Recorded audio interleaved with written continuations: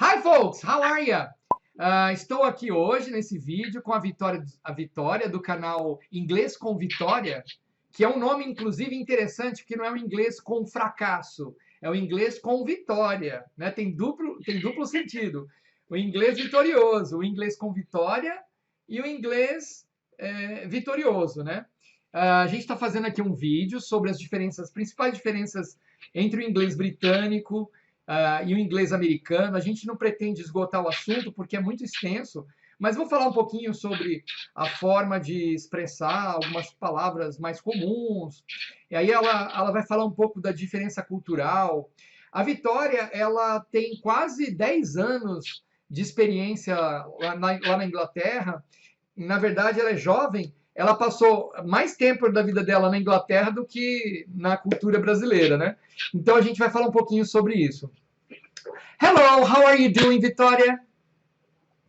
Hello, I'm doing great. Thank you for asking me. How are you doing? I'm doing great, thanks. Thanks for asking. So, have you noticed that I said hi, folks? Is there a way, popular way of saying hi in England? Is there a similar way to hi, folks? In England, people usually say like, hello, hi, how you doing? If you're meeting someone, it's nice to meet you, or pleasure to meet you, and they will introduce themselves. And the only big difference between the two that I realized was when I was going to England and I was learning, and I heard a lot of people saying hiya, and I was like, what is that? What does that mean? And my mom explained to me that it means hi, but in a different way. Okay, hiya. Hiya is like a short version of how are you doing or how are you all or something like that. Maybe it's a short version. It's a contract form, maybe. The language, usually the language identifies with a group, a specific group. When people are talking formally, they say very accurate English in a very formally manner, but depending on the region, I bet the same happens in England. Yes, in England, there's so many different accents and different types of pronunciation. Like from people from London, they speak completely different from people that's from like Essex. It's still English, but the accent is so different, and it's like a small country, and there's so many varieties of accents. It's really crazy. Yeah. But what about water? How do you say water? All right, that's the biggest difference between the two. I say water. And I hear so much like videos. I find it so funny.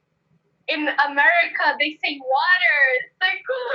Yes, they say water, and at max water, but water sounds more. The sound is stronger. Water, right? Water. Yeah. Con is different. Con. Where in the United States they say can. Yes, can't in England. You say I can't. Is that the way you say it? Yeah, I can't see this. What about better? Oh, that's a great one. Better. It's much better. Much better. In your opinion, what do you think? Which one do you think it's easier for students to learn? The British English or the American English? Which one do you think? Honestly, I think American English is a lot easier to learn. Like we were talking about the R's, like better. I think that's how you say in America. Better. A lot of people here will automatically think of better or water instead of better, water. Okay. Understand? That's, I think, is a little harder, a little more challenging to learn the British English. Wow. Okay, so let's talk a little bit about the cultural differences between two cultures, the American culture and the British culture. Oh, do you know any aspect about those differences?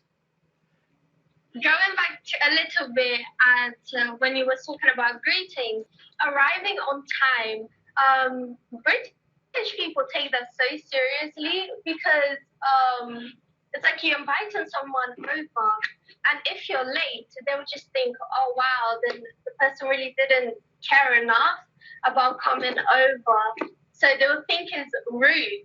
So that would be like a great tip for someone that's trying to go to England, to not be late, arrive on time.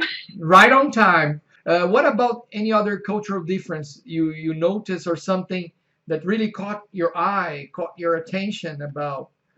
I think bringing gifts when you go over somewhere, like if someone invites you to come over, normally in England you would bring like a wine if you're overage, like just a little like gift to just present, like, oh, thank you for inviting me. But over here, people arrive 3 hours later. They don't bring anything. Like, it's just like normal here. But in England, I think people are normally very formal. It takes some time for them to trust you. That is interesting. I think British people, they're very in their space. They're so conservative. So like if someone else just like starts asking random questions, they'll think like, well, that's a bit rude. Like, I don't think I should be telling you this. It's very private information. Oh. And over here, like, people just talk about everything. And like, I remember when I came back to Brazil, I was always like very, not too shy, but I was always in my space. Like, I didn't want to invade anyone else's space. And they said I was very, what's the word? They used like kind of arrogant. Like they said I'm arrogant because I didn't like talk a lot to people, but it's because like I was respecting like everyone else's situation. But then like everyone was talking about everything, like what they done last week, what they're gonna do here in 5 years. Like it was just talking about everything. But in England, people are more like conservative. They usually don't speak about everything, and they take time to allow someone to come over into their personal space. Okay, that's and awesome. A lot of my students that actually is in England, they say, oh, British people are so cold, that's so rude. But it's literally because of that reason, like they're conservative, so you have to like try and talk to them, like get them to kind of get used to you, feel comfortable to you. I think it touched on what you were saying as well about like different cultures. I think schools is something that's completely different from every other country I've ever seen. Like over here, how like the grading system, and in America as well, it's very similar to the grading systems here in Brazil. And like I think they normally say like junior high, like high school and stuff. In English, I'm not too sure. Yeah. But in England, we say, so the first one is nursery, from like little babies, then there's reception, then you go into primary school. Primary school is from like year 1 primary all the way to year 6. So go back there. When it's a baby, they go to? They go to nursery. They go to? Nursery. When they are a baby, they go to nursery, Nursery school. Okay. Nursery school. Yeah, they go to nursery. And then after that, reception, when they're just a little bit bigger. Okay, awesome. And after that, they go to primary school. Primary, you said primary in a different way. Or primary school. In American English, it would be primary school, okay. And after primary school? Secondary? It's secondary. What about when people heard you're from Brazil? What is the first thing that came to their mind? Like, oh, Brazil is in the Pela, Carnival. What came to their mind when they found out you were from Brazil? What is the first thing that came to their mind? Right. A A lot of people didn't know I was Brazilian. A lot of people didn't know because of my accent. I was in England since I was a little kid, so no one really knew. Only if I was to say it, and if I was to say it, people would be like, "Oh wow, you're from Brazil." That was their first reaction, and they would say, they would talk about football. Football is a big thing there. From Brazilians. Football in England. Let me explain to Yeah. our viewers that football in England is something. In the United States is soccer, and in England is football. And Yes. football was created by the English people. Football. But in the United States, Yes. football is the American football. It's completely different sport. It's a completely different sport. And the Brazilian soccer is the typical football in England, right? Yeah. Interesting. Yes. Yes. In England, the football that's in America, we say American football. So, folks, the conversation is so good here with Vitoria. She speaks such a beautiful English, the genuine English from England. Thank you. And we have learned so much when she shares her experience in England, over almost 10 years of experience, most part of her life in England.